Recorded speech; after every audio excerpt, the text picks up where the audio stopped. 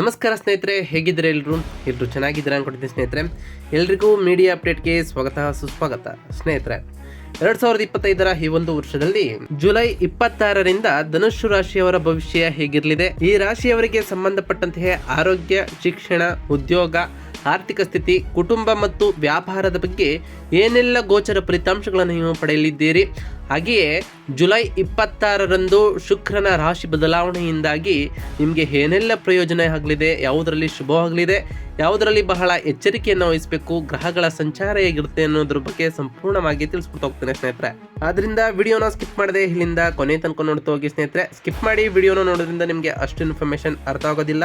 So ಫಸ್ಟಿಂದ end ತನಕ ವಿಡಿಯೋನ watch ಮಾಡಿ ಸ್ನೇಹಿತರೆ. ಇನ್ನು ಯಾರಿನ್ನೂ ನಮ್ಮ ಚಾನಲ್ನ ಸಬ್ಸ್ಕ್ರೈಬ್ ಮಾಡ್ಕೊಂಡಿಲ್ಲ ಅವರು ಈಗಲೇ ಸಬ್ಸ್ಕ್ರೈಬ್ ಮಾಡ್ಕೊಳ್ಳಿ. ಸಬ್ಸ್ಕ್ರೈಬ್ ಮಾಡ್ಕೊಂಡು ಪ್ರತಿನಿತ್ಯ ವಿಡಿಯೋನ ವಾಚ್ ಮಾಡ್ತಿರೋರಿಗೆ ಥ್ಯಾಂಕ್ ಯು ಸೋ ಮಚ್ ಅಂತ ಹೇಳ್ತಾ, ಇನ್ನು ತಡ ಮಾಡೋದು ಬೇಡ ಸ್ನೇಹಿತರೆ. ಧನುಸ್ಸು ರಾಶಿಯವರಿಗೆ ಜುಲೈ 25ರ ನಂತರ ಏನೆಲ್ಲ ಬದಲಾವಣೆಯನ್ನು ಕಾಣಲಿದ್ದೀರಿ ಅಂತ ಈಗ ಒಂದೊಂದಾಗಿ ತಿಳಿಸ್ಕೊಡ್ತಾ ಹೋಗ್ತೇನೆ. ಗಮನವಿಟ್ಟು ನೋಡ್ತಾ ಹೋಗಿ ಸ್ನೇಹಿತರೆ. ರಾಶಿ ಚಕ್ರದ 9ನೇ ರಾಶಿ ಆಗಿರುವಂಥದ್ದು ಈ ಧನುಸ್ಸು ರಾಶಿಯ ಸ್ನೇಹಿತರೆ. ಮೂಲ ನಕ್ಷತ್ರದ 4 ಪಾದಗಳು, ಪೂರ್ವಾಷಾಢ ನಕ್ಷತ್ರ 4 ಪಾದಗಳು ಮತ್ತು ಉತ್ತರಾಷಾಢ ನಕ್ಷತ್ರದಲ್ಲಿ 1ನೇ ಪಾದದಲ್ಲಿ ಜನಿಸಿದವರು ಈ ಧನುಸ್ಸು ರಾಶಿಯ ವ್ಯಾಪ್ತಿಗೆ ಬರ್ತಾ ಹೋಗ್ತಾರೆ. ಈ ರಾಶಿಯ ಅಧಿಪತಿ ಬೃಹಸ್ಪತಿ ಅಂದರೆ ಗುರು ಆಗಿರ್ತಾರೆ ಸ್ನೇಹಿತರೆ. ಇನ್ನು ಈ ಧನುಸ್ಸು ರಾಶಿಯವರಿಗೆ ಜುಲೈ ತಿಂಗಳಿನಲ್ಲಿ ಗ್ರಹ ಸಂಚಾರಗಳು ಹೇಗಿರಲಿತ್ತು, ಹಾಗೆಯೇ ಜುಲೈ 16 ನಂತರ ಸೂರ್ಯನ ರಾಶಿ ಬದಲಾವಣೆಯಿಂದಾಗಿ ಏನೆಲ್ಲ ಫಲಿತಾಂಶಗಳನ್ನು ನೀವು ಕಂಡಿದ್ದೀರಿ ಅಂತ ಕೇಳೋದಾದರೆ, ನಿಮ್ಮ ರಾಶಿಯ 9ನೇ ಮನೆಯ ಅಧಿಪತಿಯಾಗಿ ಸೂರ್ಯನು ಇದ್ದಾನೆ ಸ್ನೇಹಿತರೆ. ಜುಲೈ 16ರಂದು ನಿಮ್ಮ 7ನೇ ಮನೆಯಾದ ಮಿಥುನ ರಾಶಿಯಿಂದ 8ನೇ ಮನೆಯಾದ ಕಟಕ ರಾಶಿಗೆ ರಾಶಿ ಬದಲಾವಣೆಯನ್ನು ಮಾಡ್ತಾ ಹೋಗ್ತಾನೆ ಸ್ನೇಹಿತರೆ. ಇದರಿಂದಾಗಿ ಉನ್ನತ ಶಿಕ್ಷಣ, ಸಂಶೋಧನೆಗಳಿಗೆ ಸಂಬಂಧಪಟ್ಟಂತೆ ಆಕಸ್ಮಿಕ ಬದಲಾವಣೆಗಳ ಮೇಲೆ ಒಳ್ಳೆಯ ಶುಭ ಸೂಚನೆ ನಿಮಗೆ ಹೆಚ್ಚಾಗ್ತಾ ಹೋಗ್ತದೆ. ಇದರ ಮೇಲೆ ಗಮನವೂ ಕೂಡ ನಿಮಗೆ ಹೆಚ್ಚಾಗ್ತಾ ಹೋಗ್ತದೆ ಸ್ನೇಹಿತರೆ. ಇನ್ನು ಬುಧ ಗ್ರಹದ ಸ್ಥಾನದ ವಿಚಾರಕ್ಕೆ ಬರೋದಾದರೆ, ನಿಮ್ಮ 7ನೇ ಮತ್ತು 10ನೇ ಮನೆಯ ಅಧಿಪತಿಯಾಗಿ ಬುಧನು ಇದ್ದಾನೆ ಸ್ನೇಹಿತರೆ. ಇಡೀ ಜುಲೈ ತಿಂಗಳು ಪೂರ್ತಿ ನಿಮ್ಮ 8ನೇ ಮನೆಯಲ್ಲಿ ಬುಧ ಇರೋದ್ರಿಂದ ಪಾಲುದಾರಿಕೆ ಸಂಬಂಧಗಳಲ್ಲಿ, ಹಾಗೆ ವೃತ್ತಿಯಲ್ಲಿ, ಸಂಶೋಧನೆಗಳಲ್ಲಿ ಮತ್ತು ಆಕಸ್ಮಿಕ ವಿಷಯಗಳ ಮೇಲೆ ಬುಧನು ಸಾಕಷ್ಟು ನಿಮ್ಮ ಮೇಲೆ ಪ್ರಭಾವವನ್ನು ಬೀರ್ತಾ ಹೋಗ್ತಾನೆ. ಇನ್ನು ನಿಮ್ಮ ರಾಶಿಯ 6ನೇ ಮತ್ತು 11ನೇ ಮನೆಯ ಅಧಿಪತಿಯಾಗಿರುವಂತಹ ಶುಕ್ರನು ಜುಲೈ 26ರಂದು ನಿಮ್ಮ 6ನೇ ಮನೆಯಾದ ವೃಷಭ ರಾಶಿಯಿಂದ 7ನೇ ಮನೆಯಾದ ಮಿಥುನ ರಾಶಿಗೆ ಬದಲಾಗ್ತಾನೆ ಸ್ನೇಹಿತರೆ. ಇದರಿಂದಾಗಿ ಸಾಲಗಳಿಗೆ ಸಂಬಂಧಪಟ್ಟಂತೆ ಆರೋಗ್ಯ ಮತ್ತು ಲಾಭದಲ್ಲಿ, ಹಾಗೆ ವಿವಾಹ ಸಂಬಂಧಿತ ವಿಷಯಗಳ ಮೇಲೆ ನಿಮ್ಮ ಗಮನ ಬದಲಾಗ್ತಾ ಹೋಗ್ತದೆ. ಒಟ್ಟಾರೆಯಾಗಿ ಶುಕ್ರನಿಂದ ನಿಮಗೆ ಒಂದಿಷ್ಟು ಹೊಳಿತಾಗ್ತಾ ಹೋಗ್ತದೆ ಸ್ನೇಹಿತರೆ. ಇನ್ನು ಮಂಗಳ ಗ್ರಹದ ವಿಚಾರಕ್ಕೆ ಬರೋದಾದರೆ, ನಿಮ್ಮ 5ನೇ ಮತ್ತು 12ನೇ ಮನೆಯ ಅಧಿಪತಿಯಾಗಿರುವಂತಹ ಮಂಗಳನು ಜುಲೈ 28ರಂದು ನಿಮ್ಮ 9ನೇ ಮನೆಯಾದ ಸಿಂಹರಾಶಿಯಿಂದ 10ನೇ ಮನೆಯಾದ ಕನ್ಯಾ ರಾಶಿಗೆ ಹೋಗ್ತಾನೆ ಸ್ನೇಹಿತರೆ. ಇದರಿಂದಾಗಿ ಮಕ್ಕಳು, ಸೃಜನಶೀಲತೆ ವಿಷಯಗಳಲ್ಲಿ ಖರ್ಚುಗಳು ಮತ್ತು ವೃತ್ತಿಯಲ್ಲಿ ಬದಲಾವಣೆಗಳು ಉಂಟಾಗ್ತಾ ಹೋಗ್ತದೆ. ಹೊಸ ಜವಾಬ್ದಾರಿಗಳು ನಿಮಗೆ ಬರ್ಬೋದು ಸ್ನೇಹಿತರೆ. ಇನ್ನು ಗುರುಗ್ರಹದ ವಿಚಾರಕ್ಕೆ ಬರೋದಾದರೆ, ನಿಮ್ಮ 1ನೇ ಮತ್ತು 4ನೇ ಮನೆಯ ಅಧಿಪತಿಯಾಗಿರುವಂತಹ ಗುರು ಇಡೀ ಜುಲೈ ತಿಂಗಳು ಪೂರ್ತಿ ನಿಮ್ಮ 7ನೇ ಮನೆಯಲ್ಲಿ ಇರ್ತಾನೆ. ಇದರಿಂದಾಗಿ ನಿಮ್ಮ ವ್ಯಕ್ತಿತ್ವ ಇಂಪ್ರೂವ್ಮೆಂಟನ್ನು ಕಾಣ್ತಾ ಹೋಗ್ತದೆ. ಕುಟುಂಬ, ಮನೆ ಮತ್ತು ವಿವಾಹ ಸಂಬಂಧಪಟ್ಟಂತಹ ವಿಷಯಗಳಲ್ಲಿ, ಹಾಗೆ ಪಾಲುದಾರಿಕೆಗಳಲ್ಲೂ ಕೂಡ ಸಕಾರಾತ್ಮಕವಾದ ಪ್ರಭಾವವನ್ನು ನೀವು ಕಾಣ್ಬೋದಾಗಿದೆ. ಇನ್ನು ಶನಿ ಗ್ರಹದ ವಿಚಾರಕ್ಕೆ ಬರೋದಾದರೆ, ಶನಿ 2ನೇ ಮತ್ತು 3ನೇ ಮನೆಯ ಅಧಿಪತಿಯಾಗಿ ಇರೋದ್ರಿಂದ ಇಡೀ ಜುಲೈ ತಿಂಗಳು ನಿಮ್ಮ 4ನೇ ಮನೆಯಲ್ಲಿ ಶನಿ ಇರಲಿದ್ದಾನೆ ಸ್ನೇಹಿತರೆ. ಇದರಿಂದಾಗಿ ಆರ್ಥಿಕ ವಿಷಯಗಳಿಗೆ ಸಂಬಂಧಪಟ್ಟಂತೆ ಮಾತಿನಲ್ಲಿ, ಸಂವಹನದ ಕೌಶಲ್ಯದಲ್ಲಿ, ಮನೆ ಮತ್ತು ಕುಟುಂಬದಲ್ಲಿ ನಿಮ್ಮ ಜವಾಬ್ದಾರಿಗಳು ಹೆಚ್ಚಾಗ್ತಾ ಹೋಗ್ತವೆ. ಹಾಗೆಯೇ ನಿಮ್ಮ ಶಿಸ್ತು ಕೂಡ ಹೆಚ್ಚಾಗ್ತಾ ಹೋಗ್ತದೆ. ಇದರಿಂದಾಗಿ ಶನಿಯ ಆಶೀರ್ವಾದವೂ ಕೂಡ ನಿಮಗೆ ಬೀರ್ತಾ ಹೋಗ್ತದೆ ಸ್ನೇಹಿತರೆ. ಇನ್ನು ರಾಹು ಗ್ರಹದ ವಿಚಾರಕ್ಕೆ ಬರೋದಾದರೆ, ರಾಹು 3ನೇ ಮನೆಯಾದ ಕುಂಭ ರಾಶಿಯಲ್ಲಿ ಸಂಚರಿಸ್ತಿದ್ದಾನೆ. ಇದು ನಿಮಗೆ ಅದ್ಭುತವಾದಂತಹ ಧೈರ್ಯವನ್ನು ಮತ್ತು ಪರಾಕ್ರಮವನ್ನು ನಿಮಗೆ ನೀಡ್ತಾ ಹೋಗ್ತದೆ. ಸಂವಹನ ಕ್ಷೇತ್ರದಲ್ಲಿ ಕೆಲಸ ಮಾಡುವಂಥವರಿಗೆ, ಮಾರ್ಕೆಟಿಂಗ್ನಲ್ಲಿ, ಸೋಷಿಯಲ್ ಮೀಡಿಯಾ, ಹಾಗೆ ಬರವಣಿಗೆ ಮತ್ತು ತಂತ್ರಜ್ಞಾನ ಕ್ಷೇತ್ರಗಳಲ್ಲಿ ಕೆಲಸ ಮಾಡುವಂಥವರಿಗೆ ಇದು ಬಹಳ ಅನುಕೂಲಕರವಾದಂತಹ ಸಮಯವಾಗಿರ್ತದೆ. ಇನ್ನು ಕೇತು ಗ್ರಹದ ವಿಚಾರಕ್ಕೆ ಬರೋದಾದರೆ, ಕೇತು 6ನೇ ಮನೆಯಾದ ಸಿಂಹರಾಶಿಯಲ್ಲಿ ಸಂಚರಿಸ್ತಾ ಹೋಗ್ತಾನೆ. ಇದು ನಿಮ್ಮ ಅದೃಷ್ಟವನ್ನು ಚೇಂಜ್ ಮಾಡ್ತಾ ಹೋಗ್ತದೆ. ಉನ್ನತ ಶಿಕ್ಷಣ, ತಂದೆ ಮತ್ತು ಆಧ್ಯಾತ್ಮಿಕ ನಂಬಿಕೆಗಳಿಗೆ ಸಂಬಂಧಪಟ್ಟಂತೆ ಕೇತು ಇಲ್ಲಿ ಇರೋದ್ರಿಂದ ನೀವು ಸಾಂಪ್ರದಾಯಿಕ ಮತ್ತು ಧಾರ್ಮಿಕ ನಂಬಿಕೆಗಳನ್ನು ಪ್ರಶ್ನಿಸ್ಬೋದು. ಉನ್ನತ ಶಿಕ್ಷಣದಲ್ಲಿ ಕೆಲವು ಅಡೆತಡೆಗಳು ಉಂಟಾಗ್ಬೋದು ಅಥವಾ ಅನಾಸಕ್ತಿಯು ಕೂಡ ಉಂಟಾಗ್ಬೋದು. ಒಟ್ಟಾರೆಯಾಗಿ ಹೇಳಬೇಕು ಅಂತಂದರೆ ಈ ಜುಲೈ ತಿಂಗಳು ಧನುಸ್ಸು ರಾಶಿಯವರಿಗೆ ಒಂದಿಷ್ಟು ಸಾಮಾನ್ಯ ಫಲಿತಾಂಶವನ್ನು ನೀಡ್ತಾ ಬಂದರೆ, ಅದರಲ್ಲೂ ಜುಲೈ 26ರ ನಂತರ ನಿಮ್ಮ ರಾಶಿ ಅಧಿಪತಿ ಗುರು 7ನೇ ಮನೆಯಲ್ಲಿ ಇದ್ದು ನಿಮ್ಮನ್ನು ಅನೇಕ ಗಂಡಾಂತರಗಳಿಂದ ಕಾಪಾಡ್ತಾ ಬರ್ತಿದ್ದಾರೆ ಸ್ನೇಹಿತರೆ. ನಿಮ್ಮ 8ನೇ ಮತ್ತು 4ನೇ ಸ್ಥಾನದಲ್ಲಿ ತೀವ್ರವಾಗಿ ಪ್ರಭಾವಿತರಾಗಿದ್ದರಿಂದ ನೀವು ವೃತ್ತಿ ಮತ್ತು ಕುಟುಂಬ ಜೀವನದಲ್ಲಿ ಅನೇಕ ಸವಾಲುಗಳನ್ನು ಎದುರಿಸ್ತಾ ಬಂದಿದ್ದೀರಿ. ನಿಮ್ಮ ಧೈರ್ಯಕ್ಕೆ ಮತ್ತು ವಿವೇಕಕ್ಕೆ ಇದು ಒಳ್ಳೆಯ ಸಮಯ ಎಂದರೆ ತಪ್ಪಾಗಲಾರದು. ರಾಹು 3ನೇ ಮನೆಯಲ್ಲಿ ಇರೋದ್ರಿಂದ ನಿಮ್ಮ ಧೈರ್ಯದಿಂದ ಮತ್ತು ಸವಾಲುಗಳಿಂದ ಪ್ರತಿಯೊಂದು ಸಮಸ್ಯೆಗಳನ್ನು ನಿಭಾಯಿಸ್ತಾ ಹೋಗ್ತೀರಿ. ಇನ್ನು ಉದ್ಯೋಗದ ವಿಚಾರಕ್ಕೆ ಬರೋದಾದರೆ ವೃತ್ತಿಪರರಿಗಂತೂ ಬಹಳ ಒತ್ತಡದಿಂದ ಕೂಡಿದಂತಹ ಸಮಯವಾಗಿರ್ತದೆ. ಏಕೆಂದರೆ 10ನೇ ಮನೆಯಲ್ಲಿ ಅಧಿಪತಿಯಾಗಿರುವಂತಹ ಬುಧನು 8ನೇ ಮನೆಯಲ್ಲಿ ಇರೋದರಿಂದ ಕಚೇರಿಯಲ್ಲಿ ಅನಿರೀಕ್ಷಿತವಾದ ಅಡೆತಡೆಗಳು ಉಂಟಾಗ್ಬೋದು. ರಹಸ್ಯ ಸತ್ತುಗಳಿಂದ ನಿಮಗೆ ತೊಂದರೆಗಳು ಕೂಡ ಉಂಟಾಗ್ಬೋದು ಸ್ನೇಹಿತರೆ. ಹಾಗೆ ಮೇಲಾಧಿಕಾರಿಗಳೊಂದಿಗೆ ಭಿನ್ನಾಭಿಪ್ರಾಯಗಳು ಉಂಟಾಗುವಂತಹ ಚಾನ್ಸಸ್ ಇದೆ. ಆದ್ದರಿಂದ ಬಹಳ ಎಚ್ಚರಿಕೆಯಿಂದ ಇರಿ.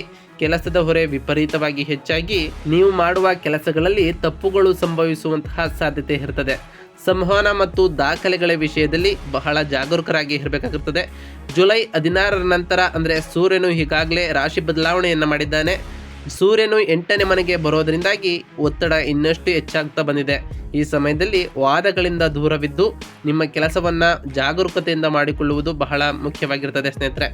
ಇನ್ನು ಆರ್ಥಿಕ ವಿಷಯಕ್ಕೆ ಸಂಬಂಧಪಟ್ಟಂತೆಯೇ ಈ ತಿಂಗಳು ಮಿಶ್ರ ಫಲಿತಾಂಶಗಳನ್ನು ನೀಡ್ತಾ ಹೋಗ್ತದೆ. ಅದರಲ್ಲೂ ಜುಲೈ 26ರ ನಂತರ ಶುಕ್ರನ ರಾಶಿ ಬದಲಾವಣೆಯಿಂದಾಗಿ 2ನೇ ಮನೆಯ ಅಧಿಪತಿಯಾಗಿರುವಂತಹ ಶನಿ 4ನೇ ಮನೆಯಲ್ಲಿ ಇರೋದ್ರಿಂದ ಹಣವು ಹೆಚ್ಚಾಗಿ ಮನೆ, ವಾಹನ ಅಥವಾ ಆಸ್ತಿಗಳ ದುರಸ್ತಿಗಾಗಿ ಖರ್ಚುಗಳು ಕೂಡ ಹೆಚ್ಚಾಗಬಹುದು. 8ನೇ ಮನೆಯಲ್ಲಿ ಗ್ರಹಗಳ ಸಂಚಾರದಿಂದಾಗಿ ಆಕಸ್ಮಿಕವಾಗಿ ವೈದ್ಯಕೀಯ ಖರ್ಚುಗಳು ಕೂಡ ಬರ್ಬೋದು. ನಿಮ್ಮ ಲಾಭದ ಅಧಿಪತಿ ಶುಕ್ರನು ತಿಂಗಳ ದ್ವಿತೀಯಾರ್ಧದಲ್ಲಿ ಅಂದರೆ 2ನೇ ವಾರದಲ್ಲಿ ನಿಮಗೆ ಇನ್ನಷ್ಟು ಬಲಪಡಿಸೋದ್ರಿಂದ ಆದಾಯಕ್ಕೆ ಯಾವುದೇ ಕೊರತೆ ಇರೋದಿಲ್ಲ. ಆದರೆ ಖರ್ಚುಗಳು ಅಧಿಕವಾಗಿರೋದ್ರಿಂದ ಉಳಿತಾಯ ಮಾಡುವುದು ಬಹಳ ಕಷ್ಟವಾಗ್ತಾ ಬರ್ತದೆ ಸ್ನೇಹಿತರೆ. ಈ ತಿಂಗಳು ದೊಡ್ಡ ಮಟ್ಟದ ಹೂಡಿಕೆಗಳನ್ನು ಮಾಡದಿರುವುದು ನಿಮಗೆ ಉತ್ತಮವಾಗಿರ್ತದೆ. ಇನ್ನು ಸಂಬಂಧಗಳ ವಿಚಾರಕ್ಕೆ ಬರೋದಾದರೆ ಸಂಬಂಧದಲ್ಲಿ ಕೆಲವು ಗಟ್ಟಿ ಸವಾಲುಗಳು ನಿಮಗೆ ಎದುರಾಗ್ತಾ ಹೋಗ್ತವೆ. ಅದರಲ್ಲೂ 4ನೇ ಮನೆಯಲ್ಲಿ ಶನಿಯ ಸಂಚಾರವಾಗೋದ್ರಿಂದ ಅಂದರೆ ಅರ್ಧಾಷ್ಟಮ ಶನಿಯಿಂದ ಮನೆಯಲ್ಲಿ ಶಾಂತಿ ಹಾಗೆ ತಾಯಿಯ ಆರೋಗ್ಯದ ಮೇಲೆ ಚಿಂತೆ ನಿಮಗೆ ಇರ್ತದೆ ಸ್ನೇಹಿತರೆ. ನಿಮ್ಮ 7ನೇ ಮನೆಯ ಅಧಿಪತಿ ಬುಧನು 8ನೇ ಮನೆಯಲ್ಲಿ ಇರೋದರಿಂದ ಜೀವನ ಸಂಗಾತಿಯೊಂದಿಗೆ ತೀವ್ರ ತಪ್ಪು ತಿಳುವಳಿಕೆಗಳು ಉಂಟಾಗ್ಬೋದು ಮತ್ತು ಅವರ ಆರೋಗ್ಯ ಸಮಸ್ಯೆಗಳು ಕೂಡ ನಿಮಗೆ ತೊಂದರೆಗೊಳಿಸ್ಬೋದು ಸ್ನೇಹಿತರೆ. ನಿಮ್ಮ ರಾಶಿ ಅಧಿಪತಿ ಗುರು 7ನೇ ಮನೆಯಲ್ಲಿ ಇರೋದ್ರಿಂದ ಒಂದು ರಕ್ಷಣಾ ಕವಚದಂತೆ ಇದು ನಿಮಗೆ ಬಲಪಡಿಸ್ತಾ ಹೋಗ್ತದೆ. ನೀವು ವಿವೇಕದಿಂದ ವರ್ತಿಸ್ತಾ ಬಂದರೆ ತಿಂಗಳ ಕೊನೆಯವರೆಗೂ ಸಮಸ್ಯೆಗಳಿಗೆ ಸರಿಯಾದ ಪರಿಹಾರವನ್ನು ನೀವು ಕೂಡ ಕಂಡುಕೊಳ್ಬೋದಾಗಿದೆ. ಇನ್ನು ಆರೋಗ್ಯದ ವಿಷಯದಲ್ಲಿ ಬಹಳ ಜಾಗರೂಕರಾಗಿ ಇರಬೇಕಾಗಿರ್ತದೆ. 8ನೇ ಮನೆಯಲ್ಲಿ ಗ್ರಹಗಳ ಸಂಚಾರವಾಗೋದ್ರಿಂದಾಗಿ ಚರ್ಮದ ಸಮಸ್ಯೆಗಳು ಹಾಗೆ ಮೂತ್ರ ಸಂಬಂಧಿತ ಸೋಂಕುಗಳು ಎದುರಾಗ್ಬೋದು. ನಿಮ್ಮ 6ನೇ ಮನೆಯ ಅಧಿಪತಿ ಶುಕ್ರನು 6ನೇ ಮನೆಯಲ್ಲಿ ಇರೋದ್ರಿಂದ ಅಂದರೆ ಜುಲೈ 26ರವರೆಗೆ ಹಳೆಯ ಅನಾರೋಗ್ಯಗಳು ಮರುಕಳಿಸ್ಬೋದು. ಆಹಾರ ನೀರಿನ ವಿಷಯದಲ್ಲಿ ನೀವು ಬಹಳ ಜಾಗರೂಕರಾಗಿ ಇರಬೇಕಾಗಿರುತ್ತದೆ. ಪ್ರಯಾಣಗಳಲ್ಲಿ ಎಚ್ಚರಿಕೆಯನ್ನು ವಹಿಸ್ತಾ ಹೋಗಿ ಸ್ನೇಹಿತರೆ. ಇನ್ನು ವ್ಯಾಪಾರದ ವಿಷಯಕ್ಕೆ ಸಂಬಂಧಪಟ್ಟಂತೆ ವ್ಯಾಪಾರಿಗಳಿಗಂತೂ ಮಿಶ್ರ ಫಲಿತಾಂಶಗಳನ್ನು ಈ ತಿಂಗಳು ನೀಡ್ತಾ ಹೋಗ್ತದೆ. ನಿಮ್ಮ ರಾಶಿ ಅಧಿಪತಿ ಗುರು 7ನೇ ಮನೆಯಲ್ಲಿ ಇರೋದ್ರಿಂದಾಗಿ ವ್ಯಾಪಾರವು ಸಂಪೂರ್ಣವಾಗಿ ಹದಗೆಡೋದಿಲ್ಲ ಸ್ನೇಹಿತರೆ. ನಿಮ್ಮ ಕೀರ್ತಿ ಪ್ರತಿಷ್ಠೆಗಳು ಉಳಿತಾ ಬರ್ತದೆ. ನಿಮ್ಮ 10ನೇ ಮನೆಯ ಅಧಿಪತಿ 8ನೇ ಮನೆಯಲ್ಲಿ ಇರೋದ್ರಿಂದ ವ್ಯಾಪಾರದಲ್ಲಿ ಅನಿರೀಕ್ಷಿತ ಅಡಚಣೆಗಳು, ನಷ್ಟಗಳು ಮತ್ತು ಪಾಲುದಾರರೊಂದಿಗೆ ತೀವ್ರವಾದ ಭಿನ್ನಾಭಿಪ್ರಾಯಗಳು ಬರ್ಬೋದು. ಹೊಸ ಹೂಡಿಕೆಗಳಿಗೆ ವ್ಯಾಪಾರ ವಿಸ್ತರಣೆಗೆ ಇದು ಸರಿಯಾದ ಸಮಯವಲ್ಲ ಸ್ನೇಹಿತರೆ. ವಿಶೇಷವಾಗಿ ಸರ್ಕಾರಿ ಕೆಲಸಗಳಲ್ಲಿ ಇರುವವರು ಬಹಳ ಜಾಗರೂಕತೆಯಿಂದ ಇರಬೇಕಾಗಿರ್ತದೆ. ಇನ್ನು ವಿದ್ಯಾರ್ಥಿಗಳ ವಿಷಯಕ್ಕೆ ಸಂಬಂಧಪಟ್ಟಂತೆ ವಿದ್ಯಾರ್ಥಿಗಳಿಗೆ ಇದು ಕಠಿಣವಾದಂತಹ ಸಮಯವಾಗಿರ್ತದೆ. ನಿಮ್ಮ 9ನೇ ಮನೆಯಲ್ಲಿ ಕೇತು ಇರೋದ್ರಿಂದ ಉನ್ನತ ಶಿಕ್ಷಣದಲ್ಲಿ ಅಡಚಣೆಗಳು ಎದುರಾಗ್ತಾ ಹೋಗ್ತವೆ.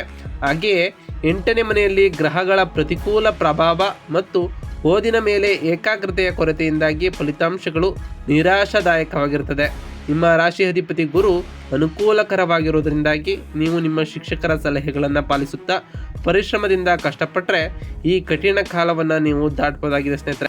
ಶನಿಯು ಶಿಸ್ತಿಗೆ ಹೆಚ್ಚಿನ ಮಹತ್ವವನ್ನು ಕೊಡೋದ್ರಿಂದ ವಿದ್ಯಾರ್ಥಿಗಳು ಏಕಾಗ್ರತೆಯನ್ನು ವಹಿಸಿ ಓದಿನ ಕಡೆ ಸಮಯ ಪರಿಪಾಲನೆಯನ್ನು ಮಾಡಿಕೊಂಡು ಓದಿದ್ದೆ ಆದರೆ ಹೆಚ್ಚಿನ ಯಶಸ್ಸನ್ನು ಕಾಣ್ಬೋದಾಗಿದೆ ಸ್ನೇಹಿತರೆ. ಹಾಗೆಯೇ ನಿಮ್ಮ ಗುರುಗಳು ಮತ್ತು ಮಾರ್ಗದರ್ಶನ ಸಹಾಯವನ್ನು ಪಡೆದುಕೊಳ್ಳಿ ಸ್ನೇಹಿತರೆ. ಇದರಿಂದ ಉನ್ನತ ಯಶಸ್ಸನ್ನು ಕೂಡ ವಿದ್ಯಾರ್ಥಿಗಳು ಕಾಣ್ಬೋದಾಗಿದೆ. ಇನ್ನು ಈ ಧನುಸ್ಸು ರಾಶಿಯವರಿಗೆ ನಾವು ತಿಳಿಸ್ಕೊಡುವಂತಹ ಸರಳ ಪರಿಹಾರಗಳೇನು ಅಂತ ಕೇಳೋದಾದರೆ, ಪ್ರತಿ ಶುಕ್ರವಾರದಂದು ಆ ಲಕ್ಷ್ಮೀ ದೇವಿಗೆ ಪೂಜೆಯನ್ನು ಸಲ್ಲಿಸಿ ಸ್ನೇಹಿತರೆ. ಆ ಲಕ್ಷ್ಮೀ ದೇವಿಯು ನಿಮ್ಮ ಮನೆಯಲ್ಲಿ ಶಾಂತಿ ಸಮೃದ್ಧಿಯನ್ನು ತರಳ್ತಾಳೆ ಸ್ನೇಹಿತರೆ. ಇನ್ನು ಪ್ರತಿ ಶನಿವಾರದಂದು ಆ ಶನಿ ದೇವರಿಗೆ ಪೂಜೆಯನ್ನು ಸಲ್ಲಿಸಿ ಸ್ನೇಹಿತರೆ. ಓಂ ಶನೈಶ್ವರಾಯ ನಮಃ ಎಂಬ ಮಂತ್ರವನ್ನು ಜಪಿಸಿ, ಅದರ ಜೊತೆಗೆ ಸಾಧ್ಯವಾದರೆ ಶನಿ ದೇವರ ದೇವಾಲಯಕ್ಕೆ ತೆರಳಿ ಶನಿ ದೇವರಿಗೆ ಪ್ರಿಯವಾದಂತಹ ಕಪ್ಪು ಎಳ್ಳಿನ ಬತ್ತಿಯನ್ನು ಹಚ್ಚಿ ಗ್ರಹಗಳ ಪ್ರದಕ್ಷಿಣೆ ಹಾಕೋದ್ರಿಂದ ನಿಮ್ಮ ಎಲ್ಲ ಸಮಸ್ಯೆಗಳಿಗೂ ಪರಿಹಾರ ಸಿಕ್ತು ಹೋಗ್ತವೆ.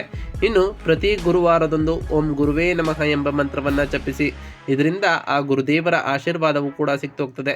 ಇನ್ನು ಮಂಗಳ ಗ್ರಹದ ವಿಚಾರಕ್ಕೆ ಬರೋದಾದರೆ ಪ್ರತಿ ಮಂಗಳವಾರ ಓಂ ಅಂಗಾರಾಯಕಾಯ ನಮಃ ಎಂದು ಜಪ ಮಾಡಿ ಸ್ನೇಹಿತರೆ. ನಾವು ತಿಳಿದುಕೊಟ್ಟಿರುವಂತಹ ಈ ಎಲ್ಲ ಸರಳ ಪರಿಹಾರಗಳನ್ನು ನೀವು ಮಾಡಿದ್ದೇ ಆದರೆ ನಿಮ್ಮ ಜೀವನದಲ್ಲಿ ಸಾಕಷ್ಟು ಬದಲಾವಣೆಯನ್ನು ಕಾಣ್ಬೋದಾಗಿದೆ ಅಂತ ಹೇಳ್ತಾ, ಇದಾಗಿತ್ತು ಇವತ್ತಿನ ಒಂದು ವಿಡಿಯೋ ಸ್ನೇಹಿತರೆ. ವಿಡಿಯೋ ಇಷ್ಟ ಆಗಿತ್ತು ಅಂದರೆ ವಿಡಿಯೋಗೆ ಒಂದು ಲೈಕ್ ಮಾಡಿ. ಯಾರಿನ್ನೂ ಚಾನಲ್ನ ಸಬ್ಸ್ಕ್ರೈಬ್ ಮಾಡ್ಕೊಂಡಿಲ್ಲ ಅವರು ಈಗಲೇ ಸಬ್ಸ್ಕ್ರೈಬ್ ಮಾಡ್ಕೊಳ್ಳಿ ಸ್ನೇಹಿತರೆ. ಸಬ್ಸ್ಕ್ರೈಬ್ ಮಾಡ್ಕೊಂಡು ಪ್ರತಿನಿತ್ಯ ವಿಡಿಯೋನ ವಾಚ್ ಮಾಡ್ತಿರೋರಿಗೆ ಥ್ಯಾಂಕ್ ಯು ಸೋ ಮಚ್ ಅಂತ ಹೇಳ್ತಾ, ಹಾಗೆ ಕಮೆಂಟ್ನಲ್ಲಿ ಓಂ ಶನೈಶ್ವರಾಯ ನಮಃ, ಓಂ ಗುರುವೇ ನಮಃ, ಓಂ ಲಕ್ಷ್ಮೀನಾರಾಯಣಾಯ ನಮಃ ಎಂದು ಕಮೆಂಟ್ ಮಾಡಿ ಸ್ನೇಹಿತರೆ. ಆ ಶನಿದೇವರು, ಗುರುದೇವರು ಮತ್ತು ಲಕ್ಷ್ಮೀನಾರಾಯಣ ನಿಮಗೆ ಆಯುಷ್ಯ, ಆರೋಗ್ಯ, ಸಮೃದ್ಧಿಯನ್ನು ಕೊಟ್ಟು ಕಾಪಾಡಲಿ ಅಂತಹ ದೇವರಲ್ಲಿ ಕೇಳ್ಕೊಳ್ತಾ ಇವತ್ತಿನ ಒಂದು ವಿಡಿಯೋನ ಮುಗಿಸ್ತಿದ್ದೀನಿ ಸ್ನೇಹಿತರೆ. ಸಿಗ್ತೀನಿ ಮತ್ತೊಂದು ವಿಡಿಯೋದೊಂದಿಗೆ. Thank you for watching.